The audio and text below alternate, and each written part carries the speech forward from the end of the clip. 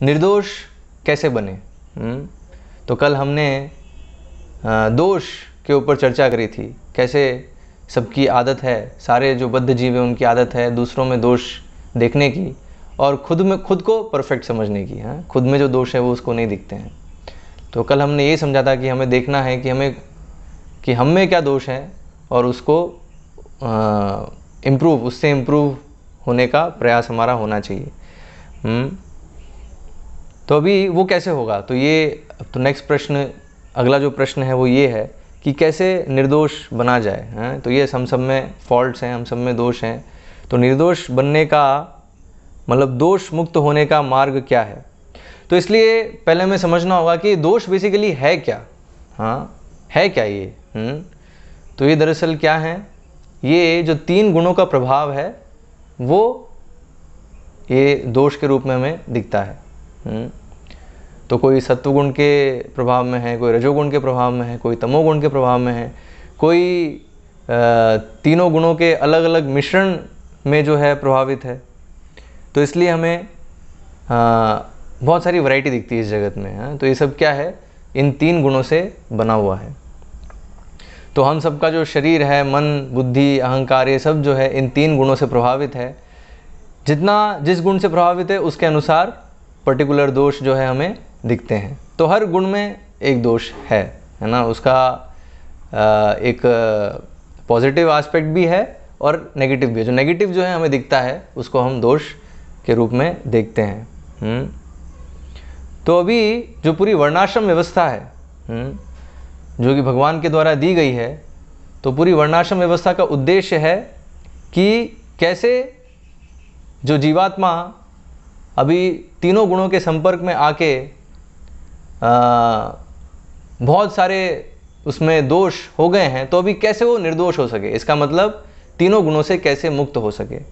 तो तीनों गुणों से मुक्त होने के लिए ही वर्णाश्रम व्यवस्था भगवान ने दी है। और तो इसलिए वर्णाश्रम व्यवस्था में हर एक मनुष्य अपने गुण के अनुसार जो कार्य कर रहा है, तो उससे क्या कर रहा है, धीरे धीरे वो उस गुण से मुक्त भी हो रहा है। अर्थात गुणातीत, मतलब तीनों गुणों से मुक्त होने की स्थिति को वो प्राप्त कर रहा है।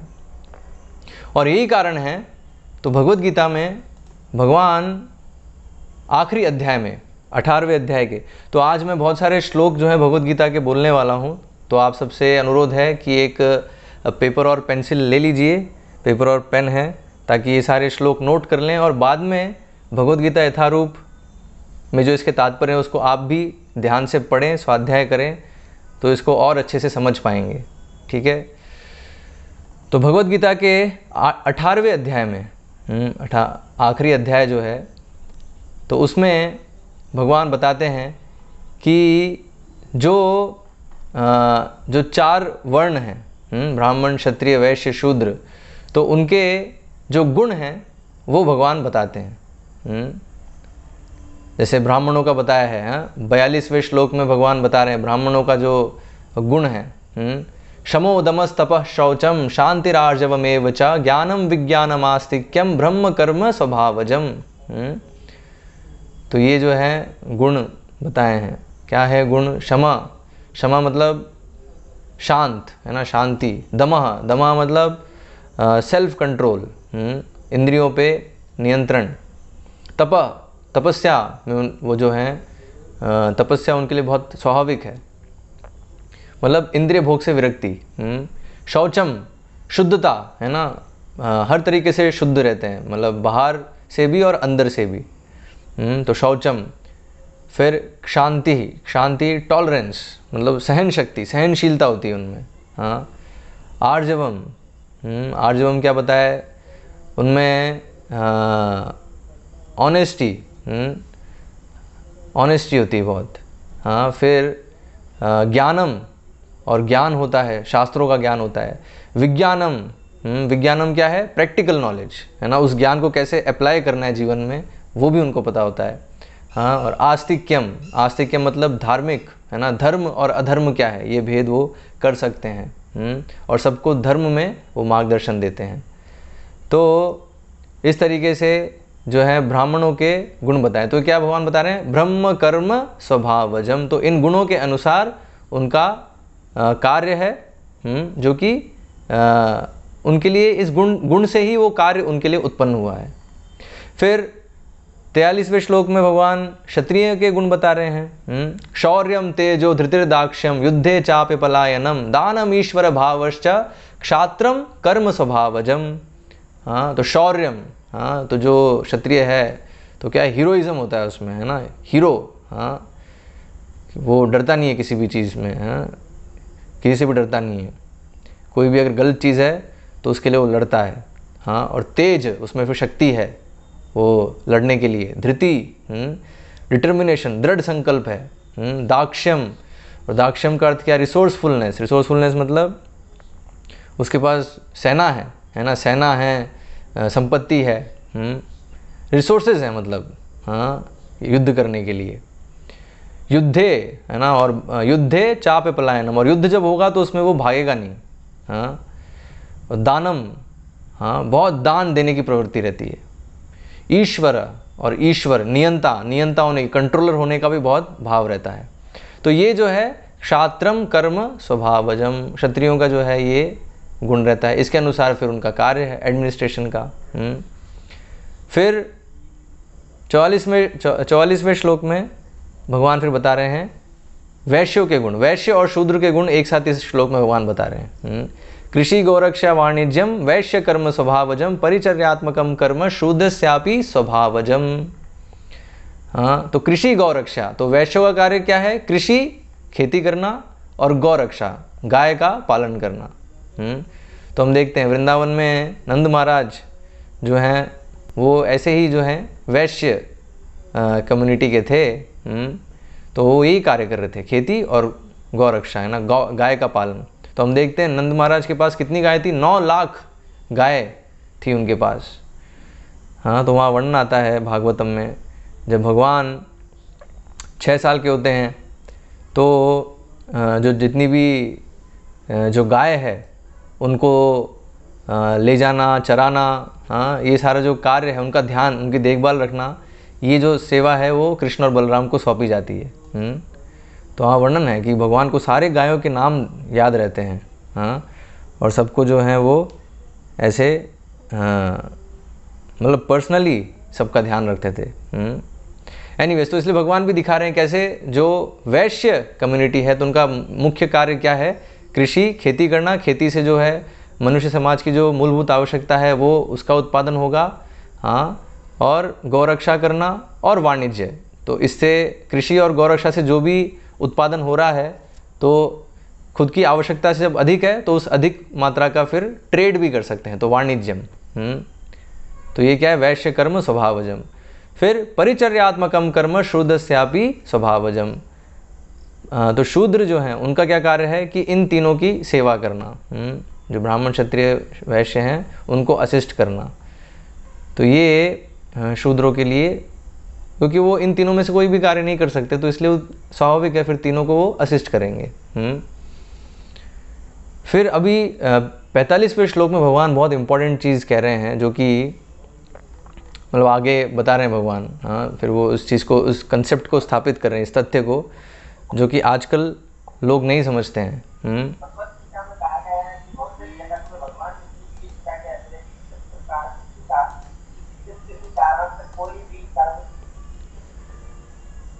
तो 45वें श्लोक में भगवान क्या कह रहे हैं, स्वे स्वे कर्मण्यभिरतः संसिद्धिम लभते नरः स्वकर्म निरतः सिद्धिम यथा विन्दति तच्छृणु। हाँ, तो यहाँ भगवान कह रहे हैं कि अपने अपने, तो ये उनके गुणों के अनुसार, तो ब्राह्मण क्षत्रिय वैश्य शूद्र हैं, उनके गुणों के अनुसार उनके लिए जो कर्म है वो निर्धारित है। और फिर भगवान क्या कह रहे हैं, स्वे स्वे कर्मण्य अभिरतः, तो अपने अपने कर्म को वो करते हुए समसिद्धिम लभते नरः, वो सिद्धि प्राप्त करेंगे। तो बेसिकली सिद्धि जो है ना वो ये सिद्धि, वो अवस्था है दोष से मुक्त, मतलब निर्दोष अवस्था जो है वो है सिद्ध अवस्था। तो यहाँ भगवान बता रहे हैं अपने अपने कार्य करते हुए जो है वो सिद्धि की तरफ जा सकते हैं। स्वकर्म निरता सिद्धिम यथा विन्दति तच्छृणु। तो कैसे होगा, अब सुनो ध्यान से। तो भगवान कह रहे हैं हाँ, ये कैसे होता है, कैसे जो है वर्णाश्रम प्रणाली कार्य करती है, हर एक व्यक्ति को निर्दोष करने के लिए, हाँ, गुणों से मुक्त करने के लिए, तो वो अभी ध्यान से सुनो। हाँ, तो भगवान फिर कह रहे हैं, क्योंकि ये जितने भी जो कार्य हैं उससे क्या कर रहे हैं, वो अल्टीमेटली वो भगवान की आराधना कर रहे हैं, क्योंकि ये सिस्टम भगवान के द्वारा बनाया हुआ है। तो इसलिए बताया, यतः प्रवृत्तिर्भूतानाम येन सर्वमिदं ततं स्वकर्मणा तम अभ्यर्च्य सिद्धिम विन्दति मानवः। क्योंकि ये जो भी इनके कार्य हैं, तो क्या हो रहा है, क्योंकि भगवान के द्वारा दिया गया है, तो इससे अपने कार्य से वो भगवान की आराधना कर रहे हैं, और इस तरीके से वो सिद्धि की ओर प्रगति कर रहे हैं। ठीक है, तो फिर कैसे होता है ना, इसको ध्यान से समझेगा इसको, क्योंकि हर चीज़, इन सब चीज़ों को गलत भी समझा जा सकता है बहुत आसानी से। तो अच्छे से समझने के लिए हमें भगवान जो कह रहे हैं और प्रभुपाद जो तात्पर्य लिख रहे हैं, तो उसको ध्यान से समझना होगा। अभी 47वें श्लोक में भगवान बता रहे हैं, श्रेयान् स्वधर्मो विगुणः परधर्मात् स्वनुष्ठितात् स्वभाव नियतम कर्म कुर्वन् आपनोति किल्बिषम्। तो अभी यहाँ भगवान बहुत इंपॉर्टेंट चीज़ कह रहे हैं कि जिसका जो कार्य है, अर्थात उसके गुण के अनुसार जो उसका कार्य निर्धारित किया गया है, अगर उसमें दोष भी है तो भी उसको वो कार्य नहीं छोड़ना चाहिए। हाँ, तो यहाँ भगवान कह रहे हैं, विगुणः श्रेयान् स्वधर्मो विगुणः, मतलब स्वधर्म जो उसके गुण के अनुसार जो उसका कार्य है वो करेगा, तो अगर उसमें विगुणः, विगुणः मतलब उसमें कुछ कमी है, कुछ दोष है, लेकिन फिर भी वो ठीक है। हाँ, परधर्मात् स्वनुष्ठितात्, तो परधर्म मतलब दूसरे का कार्य करने से वो बेहतर है कि खुद का कार्य कर रहा है लेकिन उसमें दोष है, तो खुद का कार्य करना ठीक है। क्यों? हाँ, क्योंकि वो स्वभाव नियतम कर्म कुर्वन् आपनोति किल्बिषम्, क्योंकि इस तरीके से जो उसके लिए जो प्रिस्क्राइब्ड है, हाँ, उसकी जो प्रिस्क्राइब्ड ड्यूटी है, मतलब उसके निर्धारित कार्य है जो कि उसके गुण के अनुसार है, वो करने से वो कभी भी पाप कार्य में लिप्त नहीं होगा। तो यहाँ बहुत इंपॉर्टेंट चीज़ जो है भगवान बता रहे हैं कि वर्णाश्रम व्यवस्था में जो व्यक्ति गुण के अनुसार नियोजित है, तो क्या है, वो कभी अगर उसके उस कार्य में कुछ कमी भी है, दोष भी है, उसके चरित्र में हो सकता है कुछ दोष है, तो भी वो जो पाप कार्य से प्रभावित नहीं होता है। तो यहाँ फिर आगे और आगे वाले श्लोक में हम देखेंगे भगवान फिर बता रहे हैं ये क्या, मतलब जो कैसे, मतलब यहाँ तो दोष शब्द भगवान ने यूज़ ही कर लिया है। हाँ, 48वें श्लोक में भगवान कह रहे हैं, सहजम कर्म कौन्तेय सदोषम अपि न त्यजेत सर्वारंभा ही दोषेण धूमेनाग्निर इवावृताः। तो भगवान कह रहे हैं कि जो कर्म सहज है, मतलब उसके लिए उसके जिस गुण से वो पैदा हुआ है, तो उसके लिए सहज है वो कार्य। हाँ, तो वो कार्य जो सहज है, लेकिन अगर उसमें कुछ दोष है तो भी उसको वो कार्य त्यागना नहीं चाहिए। हाँ, और फिर भगवान ने बहुत इंपॉर्टेंट चीज़ बता रहे हैं, क्या कह रहे हैं, सर्वारंभा ही दोषेन धूमेनाग्निर इवावृता। सभी जो कार्य हैं उसमें कुछ ना कुछ दोष होता ही है, ऐसा कोई कार्य नहीं है जिसमें कोई भी दोष नहीं है। तो यहाँ उदाहरण क्या दिया भगवान ने, उदाहरण दिया है धूमेनाग्निर इवावृताः। जैसे अग्नि है, तो अग्नि बहुत शुद्ध है, सबसे शुद्ध है अग्नि, लेकिन अग्नि में भी हम देखते हैं धुआं आता है। तो धुआं जो स्मोक है ना, जो धुआं है वो है, लेकिन फिर भी अग्नि जो है उसको पवित्र मानते हैं। तो इसी तरीके से जो भी कार्य है, तो उसमें जो दोष है वो क्या है, धुएं के समान है ना, उसमें जो है धुआं है, लेकिन फिर भी अगर उसके गुण के अनुसार है वो कार्य, तो वो कार्य उसको त्यागना नहीं चाहिए, उसी कार्य को उसे करना चाहिए। तो इसलिए यहाँ ये बहुत ही इम्पोर्टेंट चीज़ है समझना। हाँ, क्योंकि आजकल हम देखते हैं आधुनिक सभ्यता में, आधुनिक समाज में क्या विचार है कि कोई अगर काम हम परफेक्ट अच्छे से कर सकते तो वो कार्य करें। हाँ, लेकिन यहाँ हम देख रहे हैं भगवान कह रहे हैं नहीं, अगर दोष भी है तो भी वो कार्य करे जो उसके लिए सहज है, जो उसके गुण के अनुसार है। आधुनिक व्यवस्था में हम देख रहे हैं कि गुण का कोई, जो उस व्यक्ति का क्या गुण है उसका कोई विचार नहीं है। हाँ, किस चीज़ में ज़्यादा पैसा है या ज़्यादा शोहरत है, हाँ, उस चीज़ को करने में वो लगा हुआ है। और इसलिए हम देखते हैं कई लोग जो हैं, बहुत सारे लोग जो है सेटिस्फाइड नहीं रहते अपने कार्य से। कारण क्या है? क्योंकि वो उनके गुण के अनुसार वो कार्य नहीं है। तो कलयुग में हम देख रहे हैं अधिकतर जो लोग हैं वो शूद्र के ऐसे कार्य कर रहे हैं। हाँ, नौकरी है ना, नौकरी कर रहे हैं। तो वो एक्चुअली में जिसका वैसा स्वभाव नहीं है अगर, तो फिर वो उसमें कभी संतुष्ट नहीं रहेगा। तो इसलिए भगवान ये बता रहे हैं, अगर जो जिसका जैसा गुण है उसके अनुसार वो कार्य करे, अगर उसमें कुछ त्रुटि भी है, कुछ उसमें दोष भी है, तो भी उसको न त्यागे। हाँ, अभी यहाँ इस तात्पर्य में श्रील प्रभुपाद इसको बहुत अच्छे से समझा रहे हैं। हाँ, तो उदाहरण दे रहे हैं, चारों का उदाहरण दे रहे हैं, ब्राह्मण क्षत्रिय वैश्य शूद्र, जो चारों के जो काम हैं उनमें कैसे कुछ ना कुछ जो है दोष रहता है, लेकिन फिर भी उनको कार्य करना है। ठीक है, तो जैसे यहाँ ब्राह्मणों का बताया, तो ब्राह्मणों को कभी कभी जो है ऐसे यज्ञ करने होते हैं जिसमें जीवों की आहुति होती है। हाँ, बलि जो है वो होती है। जैसे हम देखते हैं अश्वमेध यज्ञ होता है, तो उसमें अश्व जो घोड़ा है उसकी बलि होती है। तो ऐसे ब्राह्मणों को कई जो हैं यज्ञ करने पड़ते हैं जिसमें पशु हत्या है। हालांकि वो जो पशु है उसको नया शरीर मिल जाता है मंत्र शक्ति से, क्योंकि ब्राह्मणों में वो शक्ति होती है कि वो जो मंत्र उच्चारण कर रहे हैं तो उससे क्या होता है, उस पशु को नया शरीर मिल जाता है या उच्च शरीर मिलता है। जैसे घोड़ा है, घोड़े की अगर उसमें बलि हो रही है अश्वमेध यज्ञ में, तो क्या होता है, उसको नया शरीर मिलता है या उच्च शरीर या मनुष्य का शरीर जो है उसे प्राप्त होता है अगला। तो इस तरीके से उसका उद्धार ही होता है जो पशु है उसमें जिसकी बलि हो रही है। लेकिन देख रहे हैं हम कि उसमें ये एक प्रकार का दोष हम देख सकते हैं कि कुछ दोष है, लेकिन जो है ये उनको करना रहता है। ऐसे ही क्षत्रिय, हाँ, अभी क्षत्रिय हैं, क्षत्रिय भी बहुत धार्मिक है, लेकिन अगर कोई शत्रु आएगा तो उससे उसको युद्ध करना पड़ेगा। हाँ, वो उसको मना नहीं कर सकता। इसलिए हम देखते हैं कभी कभी जो है लोग समझ नहीं पाते कि महाभारत में जब युधिष्ठिर महाराज जो द्यूत क्रीड़ा है, जब द्यूत क्रीड़ा खेल रहे हैं, तो उसमें कई लोगों को लगता है कि अरे वो द्यूत क्रीड़ा क्यों खेल रहे हैं, हाँ, ये तो गलत चीज़ है।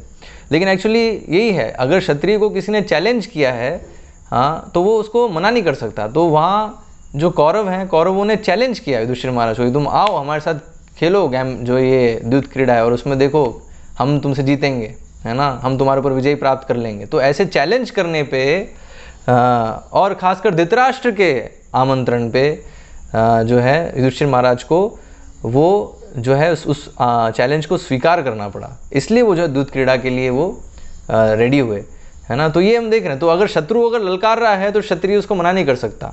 ठीक है, तो ये एक तरह का दोष हमें देख सकता है। लेकिन अगर क्षत्रिय की भूमिका अगर निभा रहे हैं तो उनको ये कार्य करना पड़ेगा। और मतलब अगर शासन है तो फिर राजनीति भी आ जाती है, डिप्लोमेसी आ जाती है। तो कभी किसी से झूठ बोलना, किसी को कुछ और कहना, है ना, ये सब चीज़ें जो है चलती हैं। तो ये सब क्षत्रियों को करना पड़ता है एडमिनिस्ट्रेशन के लिए। हाँ, लेकिन क्योंकि अल्टीमेटली वो पूरा जो समाज है वो आध्यात्मिक प्रगति की तरफ है, तो इसलिए ये जो दोष है वो होते हुए भी उसको कार्य त्यागना नहीं चाहिए। क्योंकि वो और क्या करेगा फिर, हाँ, क्या करेगा वो, हाँ, उसका वो गुण है। जैसे हमने देखा क्षत्रिय का गुण है शौर्यम, तेजो, धृतिर्दाक्ष्यम, है, ये सारे गुण हैं उसके। तो अभी अगर उसको उस गुण के अनुसार नियोजित नहीं किया जाएगा तो फिर क्या करेगा, फिर क्या होगा, फिर खाली दिमाग शैतान का घर, है ना। अगर वो खाली रह जाएगा, हाँ, तो क्या होगा, वो फिर शैतानी करेगा फिर। तो इसलिए हम देखते हैं, इसलिए जब अंत में महाभारत में हम देखते हैं कि जब कौरवों ने राज्य नहीं दिया, पांडव जो हैं वनवास के बाद आ गए, लेकिन फिर भी कौरव जो है उनको अपना जो राज्य है वो नहीं दे रहे हैं। तो फिर लास्ट में उन्होंने बोला कि आप बस उनको 5 गांव दे दीजिए। हाँ, तो 5 गांव का प्रस्ताव क्यों था, क्योंकि जो पांडव हैं वो क्षत्रिय हैं, तो उनको शासन के लिए कुछ तो चाहिए। तो ठीक है, आप उनको पूरा राज्य मत दो, लेकिन उनको 5 गांव दे दो। तो एक एक भाई जो है, एक एक पांडव जो है वो एक एक गांव पे वो राज कर लेंगे। ठीक है, तो तो लेकिन दुर्योधन जो है उसके लिए भी राजी नहीं हुआ। फिर हम देखते हैं जो बिजनेसमैन है, मर्चेंट है, हाँ, तो व्यापारी है, वो बहुत धार्मिक हो सकता है, लेकिन कभी कभी उसको अपना वो कितना प्रॉफिट कमा रहा है ना, वो छुपाना पड़ता है। हाँ, वो बता नहीं सकता वो, क्योंकि अगर उसको बिज़नेस में रहना है तो प्रॉफिट कितना कमा रहा है वो छुपाएगा वो। और कभी कभी उसको हो सकता है ब्लैक मार्केट जो है उसमें भी बिज़नेस करना पड़े। तो ये ऐसी चीज़ें हैं जो आवश्यक हो सकती हैं, इसको व्यक्ति अवॉइड नहीं कर सकता। उसी तरीके से शूद्र है, तो शूद्र का हो सकता है बहुत ही खराब स्वामी हो। शूद्र मतलब क्या है, उसको सेवा करना है, लेकिन उसका जो स्वामी है हो सकता है इतना अच्छा नहीं हो, लेकिन फिर भी स्वामी जो आदेश देंगे तो उसे पालन करना है। हाँ, तो इसलिए ऐसे जो भी दोष हैं वो होते हुए भी अपना जो कर्तव्य है, अपना जो उसका जो कार्य है वो उसे करते रहना है। जो कि तो कार्य कैसे, वो कार्य कौन निर्धारित करेगा, उसके गुण के अनुसार, उसके गुण के अनुसार जो कार्य है वो उसे करते रहना है। क्योंकि अगर उसे त्यागेगा तो फिर और जो है समाज में डिस्टर्बेंस क्रिएट होगा। हाँ, तो समाज में एक शांतिमय वातावरण और जो समाज की जो सारी आवश्यकताएं हैं उसकी पूर्ति के लिए, और सब जो हैं आध्यात्मिक प्रगति करें, सब जो चेतना की शुद्धि सबकी होती रहे, तो ये सब निर्धारित करने के लिए ये प्रिंसिपल बहुत ज़रूरी है कि जिसका जो गुण है उसके अनुसार वो नियोजित होना चाहिए। अगर वो नहीं है तो हम देखते हैं फिर जो है समाज में बहुत सारी, समाज वो फिर शांत नहीं रह सकता, उसमें बहुत सारी अशांति होगी। आज के समाज में हम देखते हैं इतनी अशांति है, इतनी सारी समस्याएं, उसका कारण क्या है, क्योंकि ये सिस्टम फॉलो नहीं कर रहे हैं। लोग जो है अपने गुण के अनुसार नियोजित नहीं हैं। हाँ, और इसके कारण जो है बहुत सारे मेंटल प्रॉब्लम्स है ना, और मेंटल प्रॉब्लम्स के कारण फिजिकल प्रॉब्लम्स, ये सारी चीज़ें फिर बढ़ती जाती हैं। तो इसलिए बताया है, तो यहाँ भगवान उदाहरण दिए हैं फायर का, है ना, अग्नि का। तो ये सारे दोष हम देखें कि चारों जो वर्ण हैं तो उनके कार्य में कुछ ना कुछ दोष है, ठीक है, लेकिन वो कार्य फिर भी उनको त्यागना नहीं चाहिए, वो कार्य उनको करते रहना चाहिए अपना कर्तव्य समझते हुए। तो इसलिए बताया भौतिक जगत में जब तक हैं हम, कोई सोच सकता है, कोई क्षत्रिय सोचेगा, अरे जैसे अर्जुन का प्रस्ताव था, अर्जुन का ये प्रस्ताव था ना कि ये ना, ये युद्ध करने से क्या हो रहा है, मुझे अपने स्वजनों को मारना पड़ रहा है। हाँ, तो इससे बेटर है कि मैं ब्राह्मणों के जैसे जीवन यापन कर लूँ। तो अर्जुन जो हैं भिक्षाटन करने के लिए तैयार थे। हाँ, अर्जुन भिक्षाटन करना चाहते थे। अर्जुन बोले कि मुझे नहीं चाहिए राज्य, हैं जो मेरे स्वजनों को मार के उनके खून से सना हुआ राज्य, इसका मैं क्या करूँगा, मेरे को नहीं चाहिए। हाँ, मैं श्रेयम भैक्ष्यम अपी हलोके, मैं भिक्षा मांग के जीवन यापन कर लूँगा। अर्जुन का ही प्रस्ताव था। मतलब तो भिक्षाटन कौन करते हैं, जो ब्राह्मण हैं। हाँ, तो ब्राह्मणों के जैसे मैं जीवन जी लूँगा। क्यों? क्योंकि अर्जुन को उस समय अपना जो कर्तव्य है वो बहुत ही कठोर लग रहा था। हाँ, कि ये जो है मुझे इतनी जो है अपने ही लोगों की हत्या करनी पड़ेगी, तो अनप्लेजेंट है ना, अच्छा नहीं है ये। हाँ, तो अभी अर्जुन का प्रस्ताव था कि अपना कार्य छोड़ के अब मैं ब्राह्मण का कार्य ले लूँ। तो इसलिए भगवान यहाँ कह रहे हैं अर्जुन को कि अर्जुन, तुम्हारा गुण है क्षत्रिय का, तो तुम ये जो तुम प्रस्ताव रख रहे हो कि तुम ब्राह्मण का कार्य करोगे, ये मत करो। इसलिए भगवान यहाँ आदेश दे रहे हैं अर्जुन को, और अर्जुन के माध्यम से हमको, कि हमारा जो गुण, जो कर्तव्य है, जो कार्य है गुण के अनुसार, उसे हमें कभी भी त्यागना नहीं चाहिए। क्योंकि अभी भगवान आगे बताते हैं अर्जुन को, अर्जुन तुम अभी मना कर रहे हो युद्ध करने के लिए, लेकिन अंततोगत्वा तुम युद्ध ही करने वाले हो, क्योंकि तुम्हारा वो गुण है, तुम्हारा स्वभाव है, क्षत्रिय स्वभाव है तुम्हारा। हाँ, तो अभी तुम जो है मेरे निर्देश का तुम पालन नहीं कर रहे हो और अपनी मनमानी करना चाहते हो, मनमानी करके तुम युद्ध से पलटना चाहते हो, लेकिन अल्टीमेटली तुम्हारा प्रस्ताव है कि तुम ब्राह्मण के जैसे जियोगे, वो तुम्हारे लिए संभव नहीं है। हाँ, तो इसलिए बेटर है कि तुम अभी युद्ध करो। तो इसलिए यहाँ भौतिक जगत में जब तक है हम, तब तक जो भी कार्य है उसमें कुछ ना कुछ दोष रहेगा। हाँ, क्योंकि तीनों गुणों से प्रभावित हैं चीज़ें। हाँ, तो इसलिए उस हमारे कर्तव्य को हमें त्यागना नहीं चाहिए। तो अब फिर तो प्रश्न उठता है, तो फिर तो दोष चलता रहेगा, तो निर्दोष कैसे होंगे? हाँ, इस दोष से मुक्त कैसे होंगे? तो वो ऐसे होंगे जब हम इन कर्तव्यों को करते रहेंगे कृष्ण को अर्पण करने के लिए। तो यहाँ अर्जुन अभी युद्ध कर रहे हैं किस लिए? कृष्ण की संतुष्टि के लिए। ठीक है, तो वो उसमें जो भी दोष है, तो एक तरीके से हम देखें भौतिक दृष्टिकोण से तो दोष ही दोष है ना। अर्जुन जो कार्य करने वाले हैं अभी, हाँ, अर्जुन क्या कार्य करने वाले हैं? अर्जुन अपने ही स्वजनों की जो है हत्या करने वाले हैं, हाँ, तीर चलाने वाले उन पे। अपने गुरुजन द्रोणाचार्य, हाँ, भीष्म पितामह और उनके जो भाईगण हैं, हाँ, उनको वो मारने वाले हैं। तो ये तो क्या है? जेनोसाइड। तो अंग्रेजी में एक टर्म है जेनोसाइड, में हिंदी में पता नहीं मुझे हिंदी में क्या कहते हैं उसको। जेनोसाइड, जेनोसाइड मतलब कि अपने ही लोगों को का संहार, है ना, बहुत ही मास स्केल में संहार करना। तो हम देखेंगे महाभारत युद्ध जो है वो एक बहुत बड़ा जेनोसाइड है एक तरीके से, हाँ।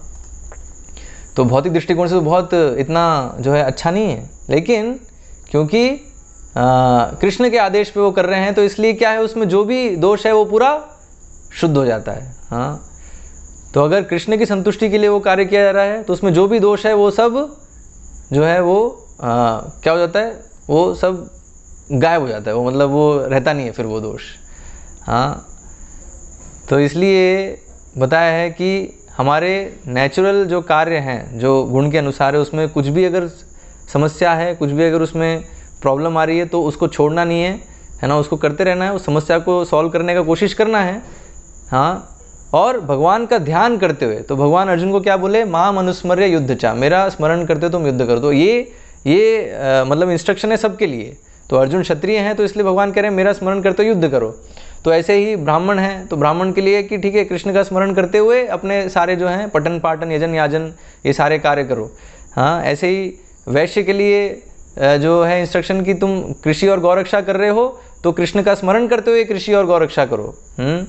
ऐसे ही शूद्र जो है, ठीक है, तुम जो है बाकी 3 वर्गों की सेवा कर रहे हो, तो मेरा स्मरण करते हुए, है ना, कृष्ण का स्मरण करते हुए इनकी सेवा करो, हाँ। ऐसे ही स्त्रियां हैं, तो स्त्री धर्म है, तो स्त्री धर्म का पालन करो, लेकिन भगवान का स्मरण करते हुए करो।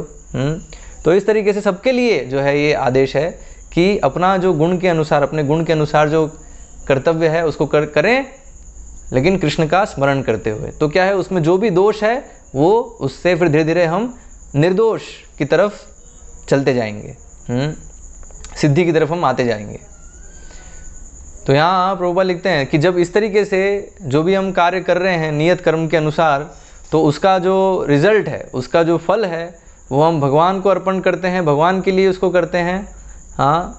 तो क्या होता है, धीरे धीरे जो है शुद्धिकरण होता जाता है चेतना का, और हम खुद को देख पाते हैं, और इसे आत्म साक्षात्कार कहते हैं, है ना। जब हम खुद को देख पाते हैं कि हम शरीर नियम आत्मा हैं, तो वो आत्मदृष्टि वो कब मिलती है? जब इस तरीके से कार्य करते हैं, जो भी कार्य है वो भगवान को अर्पण करते हुए उसको करते हैं, तो धीरे धीरे इस स्थिति में आ जाते हैं।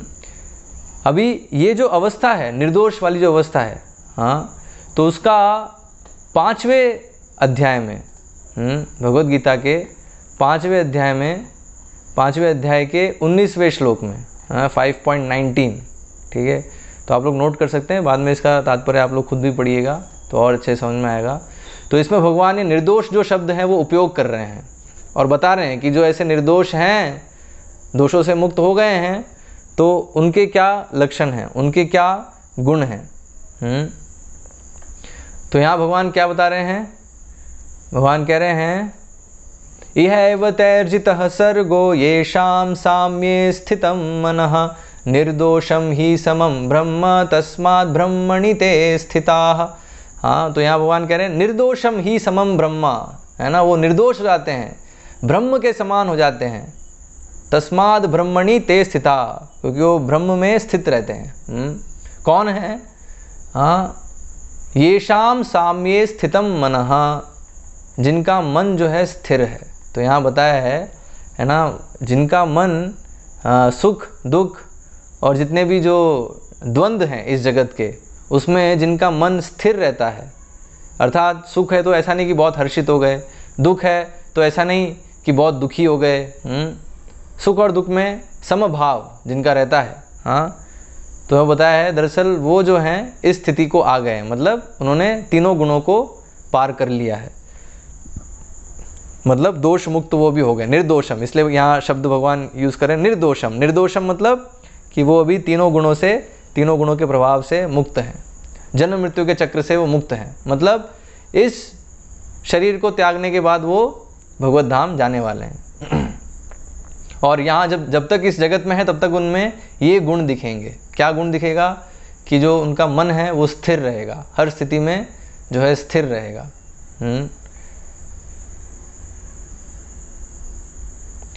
जो इस जगत के प्रिय और अप्रिय है ना, बहुत सारी चीज़ें हैं जो लाइक्स एंड डिसलाइक, हाँ, कुछ चीज़ें में अच्छी लगती हैं, कुछ चीज़ें बेकार लगती हैं, तो ये अच्छा और बेकार जो है इससे परे जो चले जाते हैं, हाँ, तो वो बताया है कि वो ऑलरेडी वो मुक्त अवस्था में है, वो जो है जन्म और मृत्यु को पार कर चुके हैं, हाँ।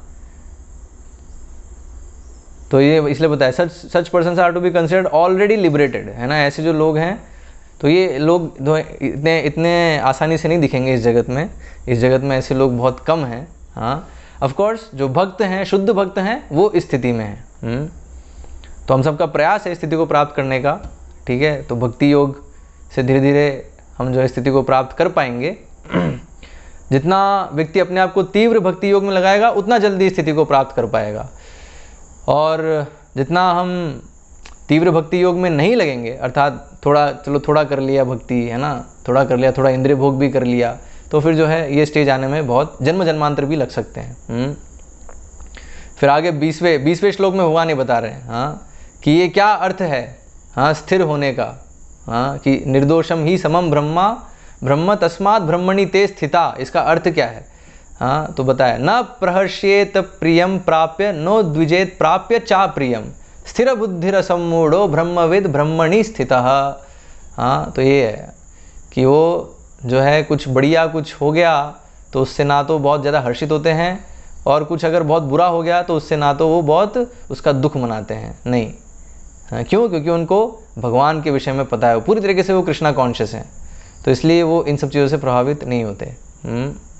तो ये कुछ जो हैं सिम्टम्स हैं, कुछ सिम्टम्स हैं ये आत्म साक्षात्कार हुए व्यक्ति के, जो आत्म साक्षात्कार जिसको हुआ है उस व्यक्ति के ये सिम्टम्स यहाँ भगवान बता रहे हैं।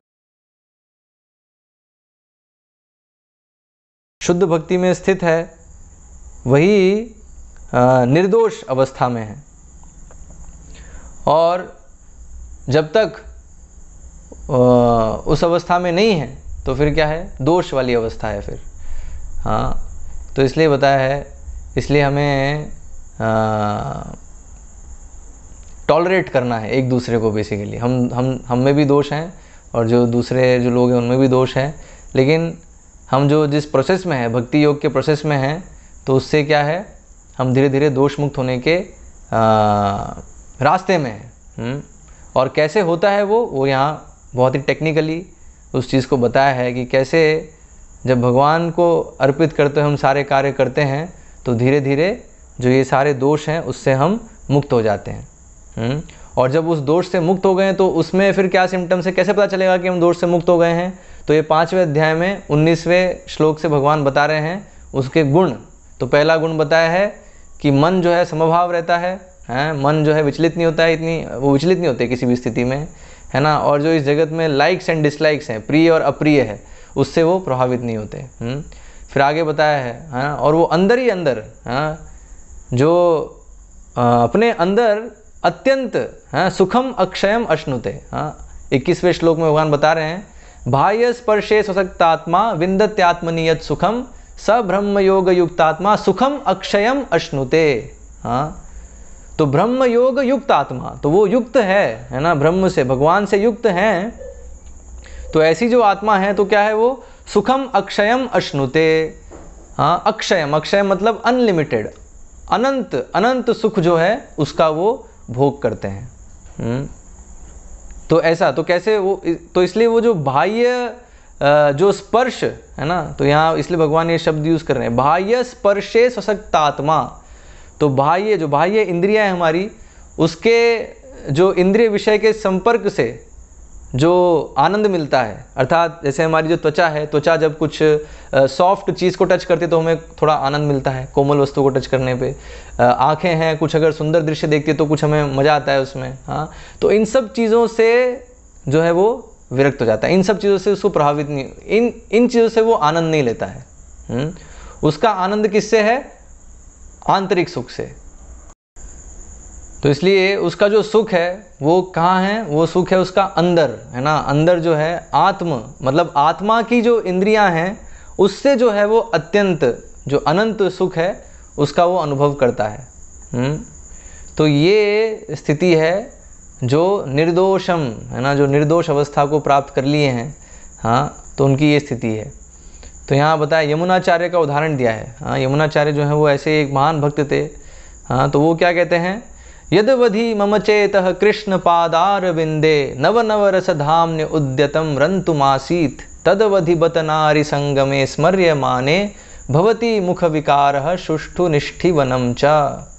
हाँ, तो यमुनाचार्य कह रहे हैं कि जब से मेरा चित्त कृष्ण के चरणों की सेवा में लगा है, हाँ, तब से नव नव रस हैं, नए नए रस जो हैं वो हृदय में उत्पन्न हो रहे हैं। मतलब वो हृदय में जो ये जो बताया सुखम अक्षयम अश्नुते, है ना, अक्षयम जो सुख है, अनंत सुख है, उसका वो अनुभव कर रहे हैं जब से भगवान कृष्ण के चरणों की सेवा में उनका मन पूरी तरीके से लगा हुआ है उसमें। हाँ, फिर क्या होता है बीच बीच में, तदवधि बत नारी संगमे स्मर्यमाने, हैं, बीच बीच में क्या होता है, कभी कभी जो है नारी संगम वो याद आता है, क्योंकि यमुनाचार्य क्या है पहले राजा थे, हैं, अपने गृहस्थ जीवन में वो राजा थे। तो राजा, तो इसलिए राजा बहुत सारी रानियाँ भी थी, तो इसलिए बहुत सारे जो हैं उन्होंने नारियों का संग किया।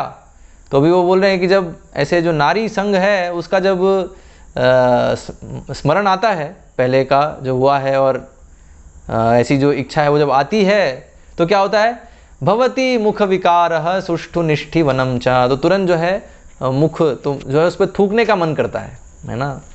ये जो है यमुनाचार्य कह रहे हैं कि वो जो नारी संगम है उसका अगर स्मर्यमान है, अगर वो ध्यान आता है तो क्या है, तुरंत मेरे जो होठ हैं वो ऐसे जो हैं मुड़ जाते हैं और थूकने का मन करता है। ऐसे जब कोई बहुत ही ख़राब चीज़ हम जब टेस्ट कर लेते हैं तो कैसा जो है मुख का विकार होता है, वैसा जो है मुख विकार मुझे हो जाता है, ऐसा यमुनाचार्य कह रहे हैं। हाँ, तो ये एक्चुअली ये स्थिति है कि हाँ, परम दृष्टवा निवर्तते, कि जो कृष्ण की सेवा में लगे हैं तो उनको क्या है, परम रस प्राप्त होता है। तो इसलिए जो तुच्छ रस हैं, जो इंद्रिय भोग का जो रस है, वो अगर ध्यान भी आता है तो क्या है, उस पर थूकने का मन करता है।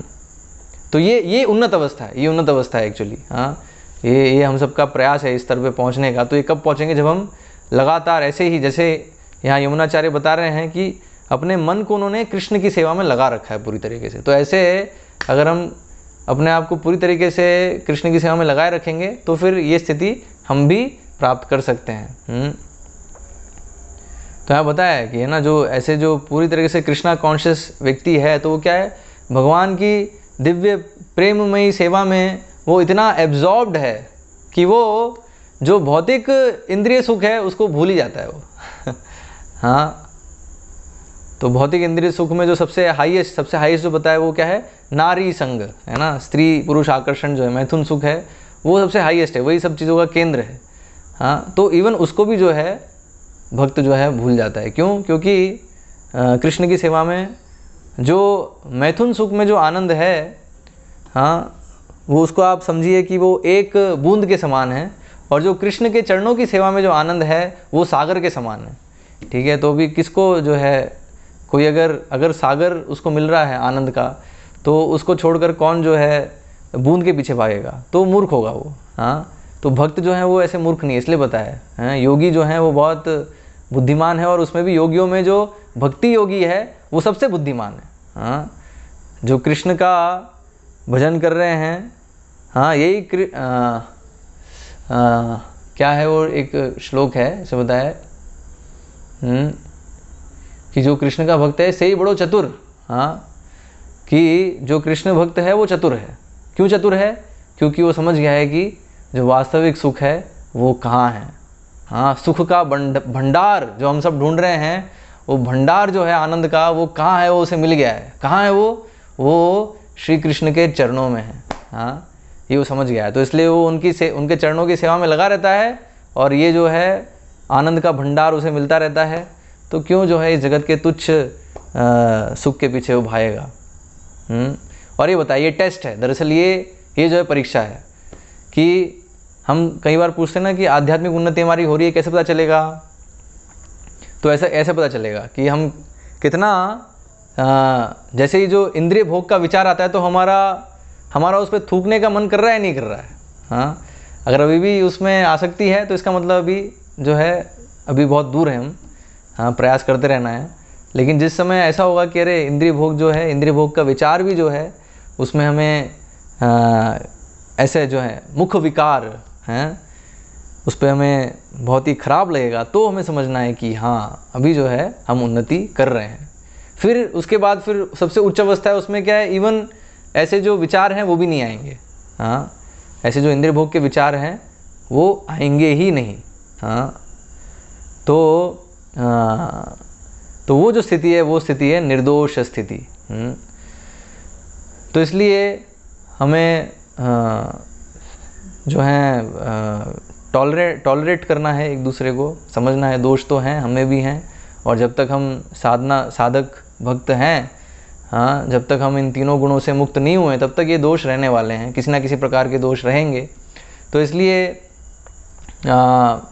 वो जो कार्य है उन दोषों को ठीक करने का वो गुरु का है। तो गुरु जो हैं वो चीज़ देखते हैं, और हम जो हैं भक्त समुदाय में प्रयास करें कि खुद के जो दोष हैं उसको हम देखें और उसको सही करने का कोशिश करें, और फोकस करें भक्ति में लगने का, है ना, क्योंकि वही मार्ग है दोष मुक्त होने का। हाँ, हम कितना अपने आप को भगवान की सेवा में लगा रहे हैं उससे निर्धारित होगा कि कितनी जल्दी हम इन दोषों से मुक्त होंगे। और आधुनिक समाज में तो और भी कठिन है। कारण क्या है? क्योंकि जैसा हमने डिस्कस किया, जो वर्णाश्रम व्यवस्था है वो क्या है, अभी छिन्न भिन्न हो गई है। वर्णाश्रम व्यवस्था अभी ठीक से पालन नहीं हो रही है। तो इस कारण से जो ये पूरी जो प्रणाली है कि कैसे एक व्यक्ति के गुण के अनुसार उसको नियोजित किया जाए और इस तरीके से उसका जीवन उपार्जन भी हो और साथ ही साथ शुद्धिकरण भी हो, वो धर्म में प्रगति करे और अल्टीमेटली निर्दोष हो सके, ये जो व्यवस्था है ये व्यवस्था अभी है ही नहीं। हाँ, अभी जो व्यवस्था पूरी ख़त्म सी हो गई है। तो हमारे पास अभी शुद्ध भक्ति है, तो इसलिए चैतन्य महाप्रभु कहे कि हरे नाम हरे नाम हरे नाम एव केवलम कलो नास्ति एव नास्ति एव नास्ति एव गतिर अन्यथा। हाँ, कि कलयुग में सिर्फ हरि का नाम है, ये हरि के नाम से ही, हाँ, जो पहले वर्णाश्रम व्यवस्था पालन करके जो चीज़ होती थी वो कलयुग में हरे कृष्ण महामंत्र से वो उपलब्ध है। लेकिन अभी समस्या क्या है कि अधिकतर लोग इवन हरे कृष्ण महामंत्र का जप करने के लिए भी योग्य नहीं है। हाँ, क्योंकि वहाँ शुद्ध नाम की बात हो रही है। अगर शुद्ध नाम करेंगे तो यस संभव है, लेकिन अभी उस पर भी जो है सबके लिए संभव नहीं है। तो इसलिए बताया वर्णाश्रम व्यवस्था भी आवश्यक है। तो अभी तो इसलिए प्रभुपाद कहे 50% कार्य उनका बचा है। तो 50% कार्य क्या है? जो वर्णाश्रम की स्थापना है वो बचा है। क्यों? क्योंकि इससे वर्णाश्रम स्थापित होने से क्या होगा, जो भी मनुष्य है उसमें तो उसकी आध्यात्मिक प्रगति होती रहेगी। लेकिन अभी जो आधुनिक समाज है उसमें क्या है, उसमें कोई विचार ही नहीं है आध्यात्मिक प्रगति का। हाँ, और पूरा जो धन उपार्जन का जो तरीका है, अधिकतर जो तरीके हैं, हाँ, वो क्या है, चीटिंग बेस्ड है। अधिकतर जो बिजनेस हैं और जो हैं मतलब वो अधर्म पे टिके हैं। हाँ, धार्मिक उसमें विचार नहीं है। जो चार जो पाप कार्य हैं, हाँ, मांसाहार, नशा, अवैध स्त्री संग और जुआ, इन पे बेस्ड जो हैं अधिकतर हम देखते हैं कार्य हैं। और इसके कारण क्या है? तो इसलिए वो जो चेतना जो है उस व्यक्ति कभी शुद्ध नहीं हो पाती, क्योंकि वो जो कार्य कर रहा है जीवन उपार्जन के लिए वो अशुद्ध कार्य है ना, वो शास्त्रों के अनुसार नहीं है। तो शास्त्रों के अनुसार नहीं होने के कारण उसकी चेतना शुद्ध नहीं होती है। ये 5वें अध्याय में ही आप पढ़ेंगे तो वहाँ 5वें अध्याय में ही भगवान ये चीज़ कहते हैं कि जो योगीगण हैं वो कार्य करते हैं, लेकिन कार्य किस लिए करते हैं? संगम त्यक्त्वात्म शुद्धये। ये जो तीनों गुणों का जो संग है इससे मुक्त होने के लिए वो कार्य करते हैं। हाँ, तो इसलिए ब्राह्मण है, क्षत्रिय, वैश्य, शूद्र हैं, तो वो सब जो कार्य कर रहे हैं क्यों है? अल्टीमेटली इन तीनों गुणों से मुक्त होने के लिए। लेकिन हम देख रहे हैं आधुनिक समाज में तो ये विचार ही नहीं है। 3 गुण, क्या 3 गुण होते हैं? हाँ, मुक्ति क्या होती है? हाँ, निर्दोष क्या होता है? हाँ, ये कोई कंसेप्ट वो जो है उनको कोई जानकारी नहीं है इस चीज़ की।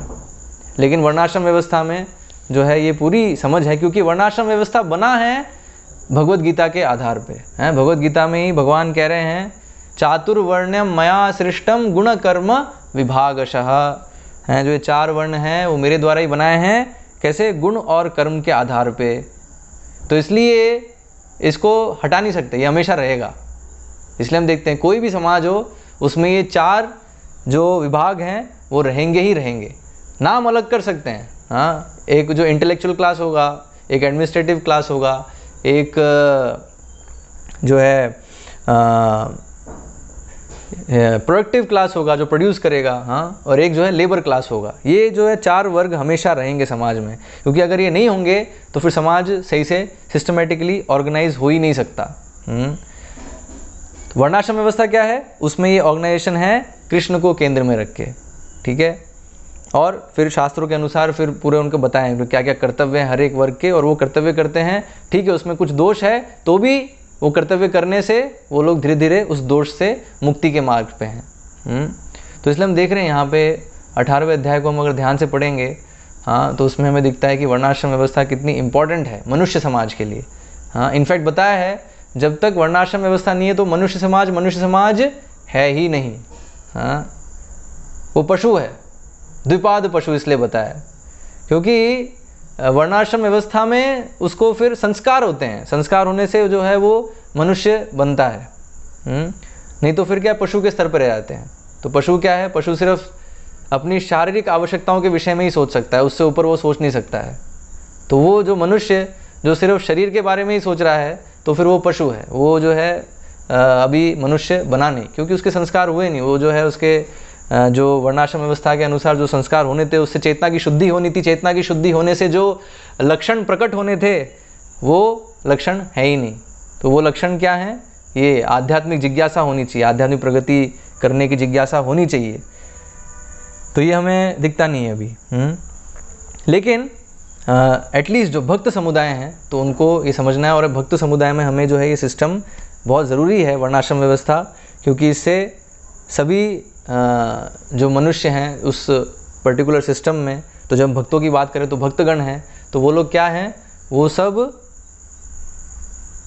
प्रगति कर रहे हैं। उनकी चेतना जो है शुद्ध हो रही है, शुद्ध भक्ति की तरफ वो प्रगति कर रहे हैं। हाँ, तो इसलिए फिर ऐसे ऐसे धीरे धीरे वो निर्दोष हो पाएंगे। तो आज जो हमने जितने भी श्लोक डिस्कस किए 18वें अध्याय के और 5वें अध्याय के, तो आप सबसे अनुरोध है कि उसके तात्पर्यों को आप लोग ध्यान से पढ़िए भगवद गीता यथारूप से। और तो इसमें और अच्छे से फिर आपको समझ में आएगा, ठीक है। तो एक तरह से आपके लिए होमवर्क हो जाएगा ये आज के लिए। हाँ, भगवद गीता का 18वां अध्याय और 5वां अध्याय जो है, जो हमने आज श्लोक डिस्कस किए, उसको एक बार आपको पढ़ना होगा अच्छे से, ठीक है। तो आज जो हमने चर्चा करी है उसको और अच्छे से आपको समझ में आएगा। तो यहीं पे हम आज समाप्त करते हैं। हरे कृष्णा। किसी को कोई प्रश्न है आज के डिस्कशन से?